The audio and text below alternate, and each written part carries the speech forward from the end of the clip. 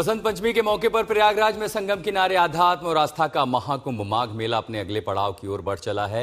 Mini Mahakumbh माने जाने वाले माघ मेले में आज चौथे बड़े स्नान के लिए बड़ी संख्या में श्रद्धालु आस्था की डुबकी लगाने पहुंचे हैं। यह भी अनुमान है कि अचला सप्तमी तक अगले 3 दिनों में करीब 3.5 करोड़ से अधिक श्रद्धालु त्रिवेणी में डुबकी लगाएंगे। आज का दिन कई मायनों में बेहद खास है। आज के दिन विद्या, बुद्धि और कला की देवी मां सरस्वती की पूजा की जाती है। वसंत पंचमी के दिन ब्रह्म मुहूर्त में किया गया स्नान शुभ होता है। यदि आप किसी पवित्र नदी में स्नान करें तो कई गुना पुण्य मिलता है, फल मिलता है। लेकिन यदि आप घर पर भी स्नान कर रहे हैं, नदी किनारे नहीं जा सकते हैं, तो नहाने के पानी में कुछ गंगा जल की बूंदें मिला लें, जिससे भी उतना ही पुण्य और प्रताप मिलता है। ऐसे हमारी मान्यता है, ऐसी सनातन धर्म, सनातन संस्कृति कहती है। तो क्यों ना आपको सीधे प्रयागराज लिए चलते हैं कि आखिर वहां की छठा कैसी है। संतोष शर्मा हमारे सहयोगी वहां मौजूद है। संतोष, 8 बजे से लेकर के यानी 8:30 से लेकर के 11:30 तक भी जो अभिजीत मुहूर्त और दूसरे तमाम ऐसे शुभ मुहूर्त हैं, लोग स्नान कर सकते हैं। अब तो धीरे धीरे सूर्योदय की ओर आप आगे बढ़ रहे हैं, कैसी तस्वीरें दिखाइए जरा। देखिए, तस्वीरों से आपको दिखाते हैं कि किस तरीके का नज़ारा है। ये पूरा संगम मेला क्षेत्र है। पूरे संगम मेला क्षेत्र में आपको ये नज़र आ रहा होगा, सिर्फ लोग आ रहे हैं, चूंकि ये पूरा एक डिसाइडेड एरिया है और जवान भी है। ये यूपीएटीएस के जवान है, कमांडो टीम भी है और हर परिस्थिति से निपटने के लिए आपको एम्बुलेंस भी नजर आएगी। तो एक तरफ श्रद्धालुओं का रेला है, श्रद्धालु आ रहे हैं, देश और दुनिया के कोने कोने से लोग आ रहे हैं और दूसरी तरफ तमाम इंतजाम है। दूसरी तरफ आपको दिखाते हैं, ये पूरा रेला चला आ रहा है। ये संगम रोड की तरफ बढ़ता हुआ ये पूरा जो लोग आ रहे हैं, चाहे वो प्रयागराज के लोग हों या आसपास के उत्तर प्रदेश के किसी भी कोने से, देश और दुनिया के किसी भी कोने से लोग हों, वो आ रहे हैं और आने के बाद यहाँ पर संगम में स्नान करने के लिए आ रहे हैं। और सभी के लिए आस्था का एक महापर्व है। माँ सरस्वती के आज पूजन का दिन है, वसंत पंचमी है और ये संगम रात तीर्थराज प्रयागराज में मां सरस्वती, गंगा यमुना सरस्वती को सरस्वती मां के आज पूजन का दिन है। तमाम लोग भी कहाँ से आए हैं? गोंडा से। गोंडा से। स्नान हुआ? जी हो गया। ठंड तो बहुत हो रही है। हाँ, ठंडक बहुत है। बहुत ठंड हो रही है। हाँ। तो सभी लोग कब आए थे आप? कल आए हम लोग, कल सुबह। रात में यही ठंड में रहना? यहीं थे, रात में यहीं थे, यहीं रुके थे। स्नान हो पाया? हाँ, हो पाया, बहुत अच्छे से हो पाया। आप लोग भी स्नान किए? हाँ किए। पढ़ते हैं आप? हाँ, कौन सी क्लास? 8th में। आज सरस्वती माँ का भी आज पूजन का दिन है। हाँ हाँ हाँ हाँ, आज वसंत पंचमी है। तो स्नान करके ठंड तो बहुत हो रही है नहीं? हाँ, ठंड तो है पर मजा आ गया नहाने में।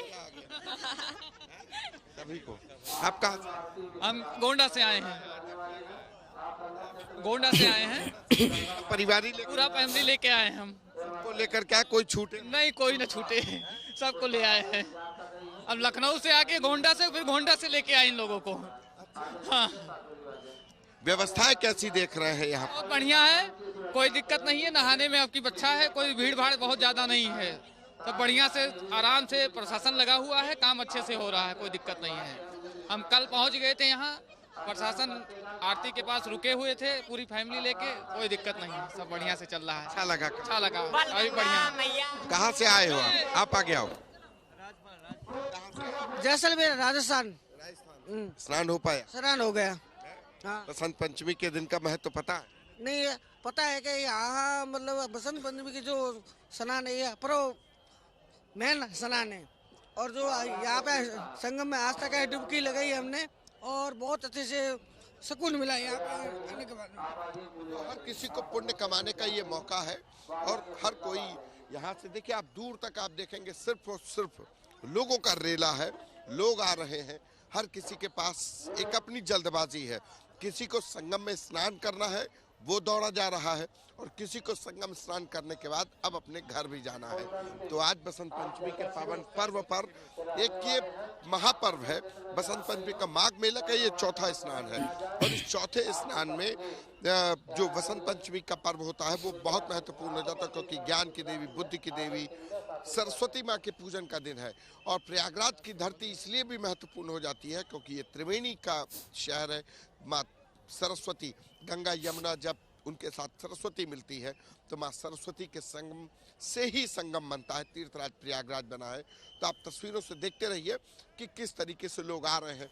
ये आपको तस्वीरों से मैं नीचे बताऊंगा कि थोड़ा सा अगर हम संगम की तरफ दिखा दें, कि संगम की तरफ आपको ये जो लाइटें, मनोरम दृश्य दिख रहा होगा कि जो लाइट्स है, देखिए लोग कितना खूबसूरत कि सूर्योदय का वक्त हो रहा है।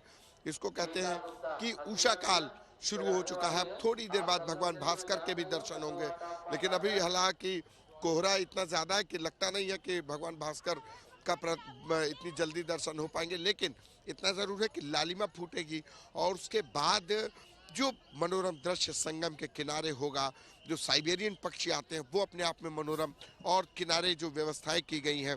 सबसे बड़ी बात कि जो कुंभ में जो प्रशासन ने व्यवस्थाएं की थी, लगभग उसी तरीके की व्यवस्थाओं को सुचारू रूप से चालू रखा गया है।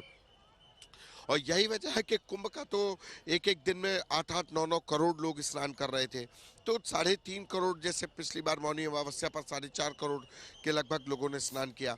आज से लेकर के पंचमी से लेकर के सप्तमी तक करीब 3-3.5 करोड़ लोगों के स्नान करने की उम्मीद है। तो वो व्यवस्थाएं उसी तरीके से सुचारू रूप से चल रही हैं, सुचारू रूप से की गई हैं।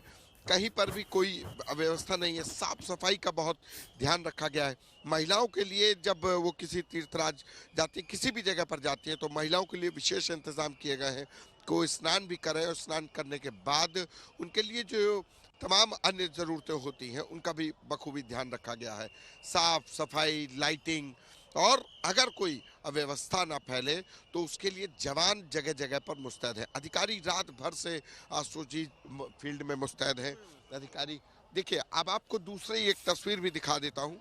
ये फायर ब्रिगेड है। फायर ब्रिगेड आपको नजर आ रही होगी, ये गाड़ी है फायर ब्रिगेड वाली। और ये देखिए, इमरजेंसी में आप जब आग लगे तो उसको ये कैसे जाती है, ये भी आप देख लीजिए कि आग किसी भी परिस्थिति में आग लगने पर ये किस तरीके से निपटेंगे। उसके किसी भी क्षेत्र में जा पाएंगे, किसी भी जगह पर जाएंगे और उस जगह पर जाकर के, मौके पर जाकर के राहत कार्य। आप देखिए, ये पूरा फ्लैशर लाइट है, इनकी गाड़ी में सिलेंडर लगा हुआ है, सिलेंडर है, पूरी व्यवस्थाएं हैं, हर प्रकार की आग को बुझाने के इंतजाम। जी जी, पूरा हर प्रकार की आग, छोटी मोटी आग जहाँ बड़ी गाड़ियाँ नहीं पहुँच सकती हैं, वहाँ ये रेत में बहुत अच्छे से चलती है गाड़ी, दलदल में चलने के लिए है, बहुत अच्छी है। आप लोग ट्रेंड है इसके लिए, फायर ब्रिगेड सही है? जी जी, फायर सर्विस से। ये गाड़ी सिर्फ इसीलिए इस रेत में ही चलाने के लिए गाड़ी बनाई गई? जी जी, रेत में, दलदल में, जहाँ बड़ी गाड़ियाँ ना पहुँच सके आसानी से, वहाँ ये बहुत आसानी से पहुँच जाती है। और तो वैसे भी टेंट नगरी है, टेंट लगे हुए तो खतरा रहता ही है। जी जी, टेंट में तो खतरा ही रहता है। इसमें क्या फायर एक्सटिंग्विशर के अलावा पानी, रेत और क्या क्या चीजें रखते हैं बचाने के लिए? अगर लोग फंस जाए तो उनके लिए जैकेट का अलग प्रोग्राम है। इसका छोटी मोटी जो आग है जहाँ पे गाड़ियाँ नहीं पहुँच सकती उसके लिए है। बाकी हम लोग तो और फर्स्ट एडर भी हैं, तो काम चलता है। ये फायर ब्रिगेड है। फायर ब्रिगेड छोटी फायर ब्रिगेड की गाड़ी है।